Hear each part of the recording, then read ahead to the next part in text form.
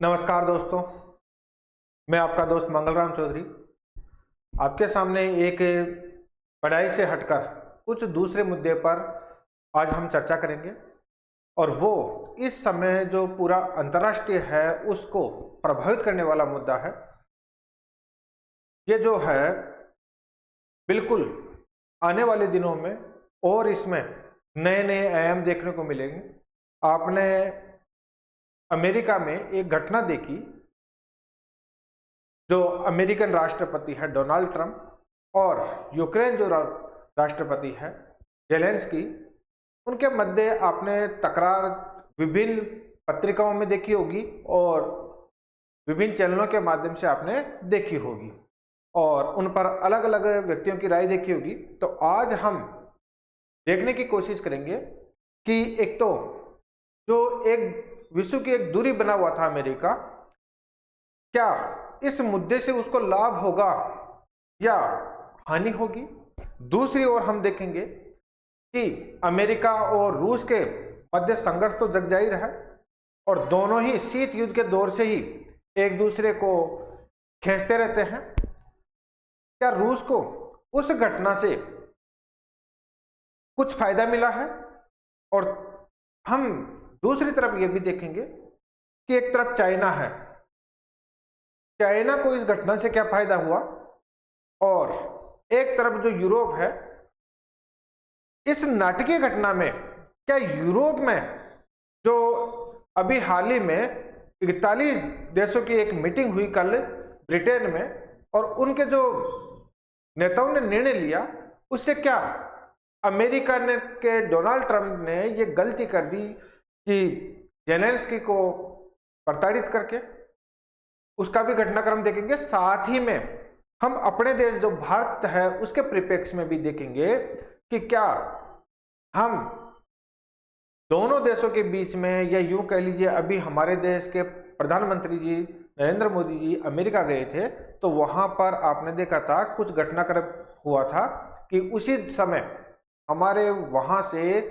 कुछ जो प्रवासी है, यानी कि वहां पर जो अवैध रूप से रह रहे थे, उनको बेड़ियों में भारत भेजा गया। और उस समय दुर्भाग्य से अपने देश के प्रधानमंत्री वहां पर गए, उन्होंने उस मुद्दे को क्या पुरजोर से उठाने में थोड़ी कमी कर दी, यानी कि उस प्रकार से नहीं उठा पाए। ये समझने की हम कोशिश करेंगे क्या भारत को अपने रुख में जो रुख अपनाए रखा है वो सही है या परिवर्तन करना चाहिए। और हम एक प्रकार से ये भी देखेंगे कि जिस प्रकार से जेलेंस्की जो यूक्रेन है लगभग अपनी कमजोर स्थिति में था, डोनाल्ड ट्रंप की उस घटना ने क्या जेलेंस्की को वापस हीरो बना दिया है। ये सभी संदर्भ देखेंगे तो आपके सामने ये दिखाई दे रहे होंगे। ये आपके विभिन्न जो मानचित्र रखा है मैंने, ये मानचित्र केवल सामान्य नहीं है, आपको उन घटनाओं के केंद्र बिंदु में जो आज के विश्व को प्रभावित करते हैं। जैसे मैं बात करूं अमेरिका की, ये जो अमेरिका है इसको तो आप सभी जानते हो, और एक डोनाल्ड ट्रंप जो हाल ही में अमेरिका के क्या बने हैं, राष्ट्रपति बने हैं। और यह आपको पता ही है ये यूरोपीय देश है, और यूरोपीय देश में ये जो जगह है ये यूक्रेन है, और यूक्रेन के राष्ट्रपति ये है। एक तरफ आप देख रहे हो ये रूस है, और रूस के राष्ट्रपति व्लादिमीर पुतिन ये रहे, और हम जिस देश में रहते हैं वो तो ये रहे भारत और अपने माननीय प्रधानमंत्री जी नरेंद्र मोदी जी। और दूसरी और आप देख रहे हो ये चाइना है, और चाइना के राष्ट्रपति शी जिनपिंग। यहां पर वो सभी मौजूद है जो वर्तमान विश्व में किसी न किसी घटना को प्रभावित करते हैं। तो हम ये तस्वीर देखिएगा, ये तस्वीर दोस्तों सब कुछ बयां करती है, वर्तमान विश्व की उस घटना को बयां करती ये तस्वीर आपके सामने है कि किस प्रकार से जब दो देशों के राष्ट्राध्यक्ष आपस में बैठे हुए थे और इतनी तकरार हुई कि दोनों ने ही मुंह फेर लिया है। और आपको पता है कि एक और जहां पर रूस और यूक्रेन के मध्य लगभग 2-3 सालों से क्या चल रहा है, युद्ध चल रहा है। इस युद्ध को खत्म करवाने में महत्वपूर्ण भूमिका निभा रहे थे डोनाल्ड ट्रंप। लेकिन आपको समझना होगा कि क्या डोनाल्ड ट्रंप यानी कि अमेरिका और रूस की कुछ नजदीकियां बढ़ रही थी या बढ़ सकती है, इसके लिए क्या वर्तमान में यह सोचकर देखिएगा, अमेरिका जो एक राष्ट्र शक्ति है, विश्व शक्ति है, और रूस भी एक विश्व शक्ति के तौर पर पहले भी थी और वर्तमान में भी है। लेकिन आपने देखा चाइना वर्तमान में विश्व की दूसरी अर्थव्यवस्था बन चुकी है और वो एक शक्ति के रूप में लगातार उभर कर सामने आ रही है।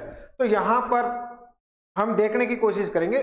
उससे पहले थोड़ा समझे कि पिछला परिदृश्य क्या था, ये घटनाएं यहां तक पहुंची कैसे। तो मैं आपको एक छोटा सा बताता हूं कि ये एक नाटो संगठन है। सुनिएगा, थोड़ा ये घटना जानना जरूरी है ताकि वर्तमान समझ में आ सके। एक नाटो संगठन था और अभी भी है, जिसे हम the North Atlantic Trade Organization कहते हैं, यानी कि उत्तरी अटलांटिक संधि। और यह कब हुई थी? 4 अप्रैल 1949 को हुई थी। कितने देश शामिल है? 32 देश शामिल है।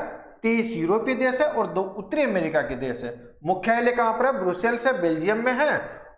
ये मैं क्या बता रहा हूं आपको? मैं ये बता रहा हूं कि ये जो नाटो एक संगठन बना, और इस संगठन का अर्थ क्या होता है? इस संगठन का अर्थ उस समय और वर्तमान में यह है कि एक जितने भी संगठन के हिस्से 32 देश है, एक के ऊपर हमला सभी के ऊपर क्या माना जाएगा? हमला माना जाएगा। इस प्रकार से यह संगठन बना। और उसके बाद रूस ने भी अपना, जो उस समय सोवियत संघ के नाम से जाना जाता था, क्या बनाया? Warsaw Pact. कब? 1955 में बनाया। और ये जो वार्सा पैक्ट बना किसके खिलाफ था? नाटो के खिलाफ था। किसके खिलाफ था भाई? नाटो के खिलाफ था। यानी कि नाटो के विपरीत इन्होंने भी अपना एक वार्सा संगठन बनाया, वार्सा पैक्ट के तहत, जिसमें कौन से देश सम्मिलित थे? सोवियत संघ, यानी कि पूर्वी यूरोप भी इसमें शामिल। और पूर्वी यूरोप का कौन सा? पूर्वी जर्मनी भी। ये भी थोड़ा ध्यान में रखना है आपको। तो देखिएगा, क्योंकि पश्चिमी जर्मनी किस में शामिल थी? उस समय की बात बता रहा हूं मैं, जब ये घटनाएं हो रही थी तो पश्चिमी जर्मनी उस समय नाटो में शामिल हो गई और पूर्वी जर्मनी किसमें? वार्सा पैक्ट में। चलो, ये तो आपको घटनाक्रम समझ में आ गया। उस समय जब द्वितीय विश्व युद्ध समाप्त हुआ तो एक अमेरिका शक्ति के रूप में उभर कर आया और एक सोवियत संघ शक्ति के रूप में उभर कर आया, और दोनों के मध्य लंबे समय तक क्या चला दोस्तों? शीत युद्ध का दौर शुरू हुआ। और उस शीत युद्ध के दौर में आपको पता है कि एक तरफ सोवियत संघ और दूसरी तरफ अमेरिका और या यूं कह लीजिए उसके साथ पश्चिमी यूरोपीय देश। अगर हम बात करें तो अमेरिका धीरे धीरे ऊपर उठता रहा और सोवियत संघ, जहां पर आपको पता है समाजवादी सरकारें थी, उनमें विभिन्न मनमुटाव के कारण धीरे धीरे वो विघटन की ओर बढ़ता गया। और उस समय गोर्बाचेव जो वहां के महासचिव बने 1985 में, उन्होंने अपनी नीतियों में और ढीलापन दिखाया और लोकतंत्र की ओर बढ़ने के लिए उन्होंने कुछ आर्थिक सुधार किए, और इसी का फायदा उठाया वहां के पूर्वी यूरोपीय देशों ने, और उनसे स्वतंत्र होने के लिए क्या किया? पुरजोर कोशिशें की। और हम कह सकते हैं इस काम में येल्तसिन नामक वहां के नेता ने भी पूरा प्रयास किया, और 1991 में उन्हीं के प्रयासों से सोवियत संघ की क्या हुई? सोवियत संघ का विघटन हुआ। सोवियत संघ का क्या हुआ दोस्तों?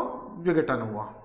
चलिए ये देखिएगा, इस घटनाक्रम को समझना इसलिए जरूरी है क्योंकि आपको पता चले कि दिक्कत कहां पर है। विघटन हुआ और सोवियत संघ 3 बड़े देशों में बंट गया। एक तो है भाई रूस, एक है यूक्रेन और एक है बेलारूस। इन 3 बड़े देशों में बंट गया और आपको तो पता ही है, तो हम कह सकते हैं यूक्रेन है पहले सोवियत संघ का हिस्सा था और वर्तमान में रूस और यूक्रेन के क्या हो रहा है, युद्ध हो रहा। तो उस समय 3 देशों में, मुख्यतः 3 देशों में बटे और बाद में 1991 में जो सोवियत संघ का विघटन हुआ उसमें रूस को संयुक्त राष्ट्र संघ की 5 स्थायी सदस्यों में से रूस को भी स्थान दे दिया गया, यानी कि सोवियत संघ की जगह अब किसको मान लिया गया, रूस को मान लिया गया। चलिए यहां तक ठीक हुआ। अब हुआ क्या समस्या, यूक्रेन यहां पर अलग हो गया और आराम से ये चीजें चल रही थी, लेकिन वर्तमान में 2-3 सालों पहले से ही, या यूं कह लीजिए 4-5 सालों पहले, लगातार यूक्रेन के जो संबंध है वो जो पश्चिमी यूरोपीय देश है उनसे लगातार बन रहे थे और वो अमेरिका के जो नाटो संगठन है उनमें सम्मिलित होने चाह रहा था। लेकिन क्योंकि पहले ये सोवियत संघ का हिस्सा था तो रूस नहीं चाहता था कि वो नाटो में सम्मिलित हो, क्योंकि यूक्रेन की जो सीमा है वो वर्तमान रूस से लगती है, तो वो नहीं चाहते थे रूस कि वहां पर डायरेक्ट जो नाटो के सदस्य देश है वो उनकी सीमा तक आ जाए। यहां तक आपको समझ में आ गया होगा। इस कारण यूक्रेन और रूस के क्या हुआ, युद्ध हुआ और लगातार 3 सालों तक क्या चल रहा था, युद्ध चल रहा था। ये आप समझ लिए। अब हम आते हैं वापस इस मानचित्र पर। चलो वो घटनाक्रम समझ लिया आपने। अब क्योंकि इसी को कारण देखिएगा, ये अगर मैं बात करूं तो देखो ये आपको यूक्रेन दिखाई दे रहा है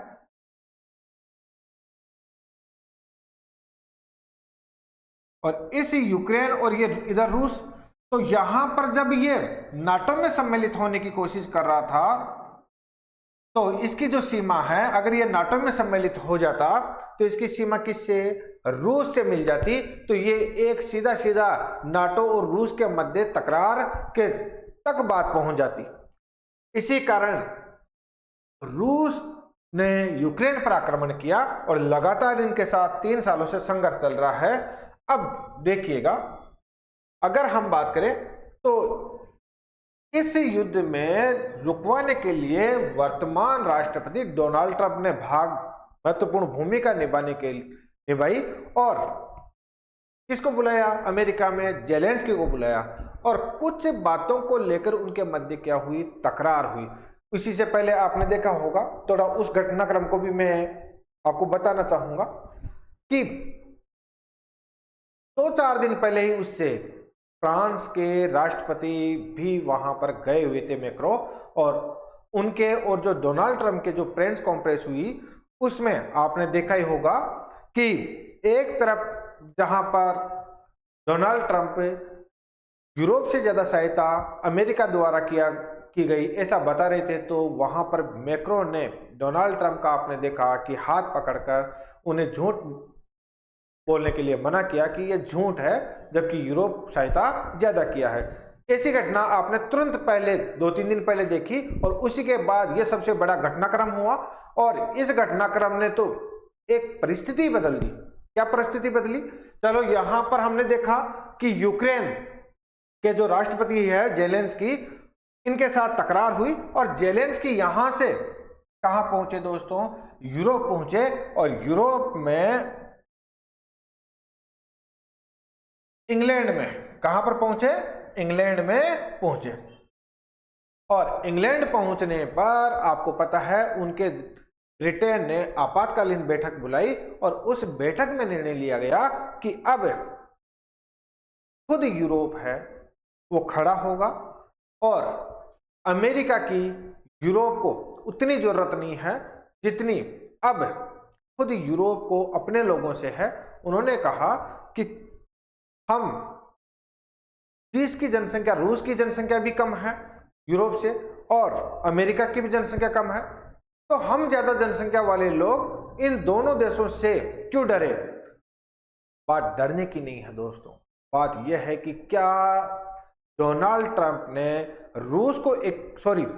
यूरोप को एकत्रित करके अपनी जो शक्ति है उसको कमजोर किया? क्या अगर मान लीजिएगा यूरोप है वो इस क्षेत्र में इस समय एकत्रित हो गया और अमेरिका अलग और यूरोप अलग और एक शक्ति बैठी हुई है कहां पर? रूस में। तीनों अलग अलग हो गए, तो जो हम बात कर रहे थे अमेरिका का दबदबा, क्या उसको सीधी सीधी टक्कर नहीं लगेगी? और अमेरिका के लिए क्या ये परेशानियां नहीं होगी? और अगर अमेरिका को परेशानी है तो हो सकता है इससे उस विश्व को में जो केवल अमेरिका जिसे चाहता था उसे लड़ा सकता था, जिसे चाहता था तोड़ सकता था, उस पर लगाम लगेगी। और क्या इससे भारत को क्या कुछ फायदा हो सकता है यूरोपीय देशों से? क्योंकि अगर यहां से टकराव, डोनाल्ड ट्रंप से टकराव रहती है यूरोप की, और रूसिया से तो है ही है, रूस से तो है ही, तो यूरोपीय देश क्या भारत की तरफ देख सकते हैं? चाइना की तरफ भी वो देख नहीं सकते। हालांकि चाइना की जो शी जिनपिंग है उनका अभी जो रुख है स्पष्ट नहीं है, वो परिस्थिति को देख रहे हैं। क्या उनका रुख हो सकता है यूरोप के प्रति कैसा रहे? क्योंकि उनको, आपको पता है, वो अर्थव्यवस्था है उनको पटरी पर दोहराने की लगातार कोशिश कर रहे हैं, ट्रेड में लगातार आगे बढ़ने की कोशिश कर रहे हैं। तो हो सकता है वो यूरोप के इस समय इस परिस्थिति का फायदा उठाए, क्योंकि शी जिनपिंग और अमेरिका यानी कि चीन और अमेरिका का संघर्ष भी जग जाहिर है, जो खास तौर से आपने देखा होगा कि हाल ही में एआई के खिलाफ चीन ने भी क्या किया था, अपना एक वर्तमान में टेक्नोलॉजी खड़ी की है बिल्कुल सस्ते में। और इसी कारण दोनों के देशों के मध्य संघर्ष, जो व्यापारिक संघर्ष है, वो सामने आ रहा है। तो हम देखेंगे कि एक तरफ रूस है, क्या इससे रूस को फायदा मिल रहा है? डोनाल्ड ट्रंप अगर अमेरिका की ये जो पश्चिमी यूरोपीय देश है, अगर वो कमजोर स्थिति ना होकर मजबूत स्थिति में वो भी अलग है, तो क्या नाटो संगठन बचा रह सकता है? नहीं बचा रह सकता। तो क्या डोनाल्ड ट्रंप ने ये चीजें कर कर अपने ही पैरों पर कुल्हाड़ी मार दी है? या हो सकता है सुलह की नीति हो जाए, लेकिन सुलह की नीति आपको पता ही है, एक बार समस्या उत्पन्न हो गई तो वो मनमुटाव तो बना ही रहेगा। इसका फायदा मेरा मानना है किसको मिल सकता है? रूस को मिल सकता है। रूस को बिठे बिठाए एक फायदे की ओर बढ़ रहा है। क्यों? क्योंकि यूक्रेन तो ऐसा भी उसका विरोधी था, अमेरिका भी उसका विरोधी था, और पश्चिमी यूरोपीय देश भी उसके विरोधी थे। आपने देखा कि विरोधी है अमेरिका को उसने अपनी चालाकी से क्या अलग नहीं किया, और अगर वास्तविकता में अलग हो गए तो रूस को इसको निश्चित तौर से क्या होगा? बेनिफिट होगा। और अगर हम कहें कि उनको अगर बेनिफिट हो रहा है तो कहीं ना कहीं अमेरिकन शक्ति है वो कमजोर स्थिति में आ जाएगी। अब बात कर लेते हैं हम भारत की। देखिए, इन दोनों की दृष्टि में हमने रूस की बात की, अमेरिका की बात की, कि इस घटना से किसको फायदा हो रहा है? सीधा सीधा रूस को फायदा हो रहा है। और अमेरिका को जो शुरू में लग रहा था आपको कि अमेरिका ने दादागिरी दिखाई है, दादागिरी भले ही दिखाई होगी, लेकिन इससे नुकसान आगे जाकर किसको होगा? अमेरिका को ही होगा, क्योंकि ऐसे भी अमेरिका एक महाशक्ति बना हुआ था, एक ध्रुवीय केंद्र में बना हुआ था। लेकिन अब हो सकता है यहां पर यह संगठन टूटे तो निश्चित तौर से अमेरिका कहीं ना कहीं बैकफुट पर आ जाएगा। अब बात कर लेते हैं अपने यूरोपीय देशों की। क्या यूरोपीय देशों के पास अपनी यूनिटी करने का ये एक अवसर आ गया है? उनके पास पहले केवल और केवल अमेरिका पर, सुरक्षा की दृष्टि पर अमेरिका पर निर्भर रहते थे। इस घटना ने क्या उनको सुरक्षा के बारे में सोचने के लिए मजबूर किया है? और अगर उस समय जो पहले सुरक्षा पर अमेरिका के पास निर्भर रहते थे, वर्तमान में क्या ये अपनी सुरक्षा का एक नए आयाम ढूंढने की कोशिश करेंगे। और अगर इन्होंने अपने दम पर अपनी सुरक्षा की ओर ध्यान देना प्रारंभ किया तो एक यहां पर भी शक्ति का केंद्र आपको नजर आ सकता है। दूसरी और अगर हमारे भारत की बात करें, भारत क्योंकि आपको पता है शुरू से ही गुटनिरपेक्ष नीति के तहत कार्य किया है और हो सकता है वर्तमान में अपने जो प्रधानमंत्री जी है उसी नीति को आगे बढ़ा रहे होंगे, लेकिन आपको पता है कि अपने जो भारतीय प्रधानमंत्री है उनकी जो देश में छवि बनी हुई है वो गुटनिरपेक्षता की नीति के तहत नहीं बनी हुई है। आपको पता है समय पर एक बोलने की और भारत के लोगों में ऐसा विश्वास बना हुआ है कि वर्तमान जो प्रधानमंत्री जी है वो समय पर अपने भाषा से दूसरे देशों को जवाब देते हैं। लेकिन क्या पूरे घटनाक्रम में आपने देखा भारतीय प्रधानमंत्री भी अमेरिका गए? क्या वास्तविक रूप में बताइएगा कि भारतीय प्रधानमंत्री ने वहां पर क्या डोनाल्ड ट्रंप को उस समय टोका जिस समय डोनाल्ड ट्रंप ने एक लगातार हमारे ऊपर ट्रैफिक थोपने का चीजें कह रहे थे और प्रवासियों के बारे में कह रहे थे? क्या हमने कुछ ना कुछ वहां पर छोटी सी गलती कर दी कि उस समय हमें बोलना चाहिए था? तो सबसे पहले भारत की छवि एक नए लेवल पर पहुंच जाती। लेकिन आपने देखा जो बिल्कुल एक यूक्रेन था जिनके बारे में कोई सोच ही नहीं रहता, वर्तमान में पूरे परिदृश्य में यूक्रेन एक उभर कर सामने आ गया है। मैं ये नहीं कहता शक्ति के रूप में उभर कर सामने, मैं ये नहीं कह रहा, मैं ये कह रहा हूं कि जो यूरोप में क्रांति हो रही है वर्तमान में उस क्रांति के सूत्रपात के रूप में ये जेलेंस्की उभर कर हीरो के रूप में। अन्यथा आपने देखा होगा जेलेंस्की खुद संघर्ष कर रहे थे वहां पर। इनके बारे में भी कहा जाता है कि यूक्रेन की जनता भी अब इनसे धीरे धीरे उब चुकी है और ये हो सकता है आने वाले चुनाव में हार जाए। इसीलिए आपने देखा होगा इन्होंने एक सुबोगा छोड़ा था कि मैं इस्तीफा दे दूं राष्ट्र के नाम पर। लेकिन इस घटना ने कहीं ना कहीं वहां की जनता में भी जेलेंस्की के लिए सहानुभूति उत्पन्न कर दी और यूरोप में तो जेलेंस्की के लिए सहानुभूति उत्पन्न है ही है। तो यूरोप के एक यूक्रेन में भी एक नई शक्ति का संचार हुआ है। अब मैं बात चाइना की कर लेता हूं। दोस्तों चाइना आपको पता है अपनी नीतियों से हमेशा अमेरिका को चिढ़ाता रहा है, पर अमेरिका को ही क्यों, भारत और चाइना के संबंध भी मधुर नहीं है। व्यापार की दृष्टि से लगातार दोनों देश एक दूसरे के करीब हैं, लेकिन अगर हम सीमा पर तनातनी देखते हैं, सामान्य रूप पर हल्की हल्की छेड़छाड़ी देखते हैं सीमा पर, ये हमें बताता है कि हम जो भारत है और दूसरी तरफ चाइना है, दोनों देश भी एशिया के होते हुए अपने अपने मुद्दों पर दूरियां रखते हैं और ये जग जाहिर है। लेकिन आपने देखा कि वर्तमान में जो चाइना है उसमें जो बीच में एक बन गया था कि चाइना से कंपनियां जो है वो बाहर आ रही है और भारत की तरफ हो सकता है आकर्षित हो जाए, लेकिन आपने देखा वर्तमान में वापिस वही कंपनियां किसकी ओर आकर्षित हो रही है, चाइना की ओर आकर्षित हो रही है। भारत की ओर उन कंपनियों का वो रुख नहीं रहा है जो हम सोच रहे थे। तो क्या इससे चाइना को फायदा होगा? चाइना अपने इस घटनाक्रम से चुपचाप अपने व्यापार को आगे बढ़ाने की कोशिश करेगा। और क्योंकि यहां पर आपने देखा होगा संघर्ष की स्थितियां शुरू हो रही है, रूस ले लीजिएगा, यूरोप ले लीजिएगा, अमेरिका में ले लीजिएगा, तो चुपचाप क्या ये कंपनियां चाइना की और किसके की, ये वर्तमान में बहुत बड़ा मुद्दा है। और क्या जो हम लगातार तीसरे विश्व युद्ध की चैनलों पर चर्चा सुनते आ रहे हैं, वर्तमान में क्या ये तीसरा विश्व युद्ध हो सकता है इस घटनाक्रम से? मेरा मानना है अभी तक ऐसा कोई संभावना नहीं नजर आती, लेकिन निश्चित तौर से मैं कहूंगा, अगर मैं कैलकुलेटेड बात कहूं तो निष्कर्ष रूप में यही कहूंगा कि इस घटना से अमेरिका बैकफुट पर है। बैकफुट का तात्पर्य उसको अपनी जो महाशक्ति का जो टैग था उसकी छवि में क्या आई है, धूमिल हुई है, अंतर आया है। और दूसरे प्रकार से रूस को इस घटना से क्या हुआ है, फायदा हुआ है।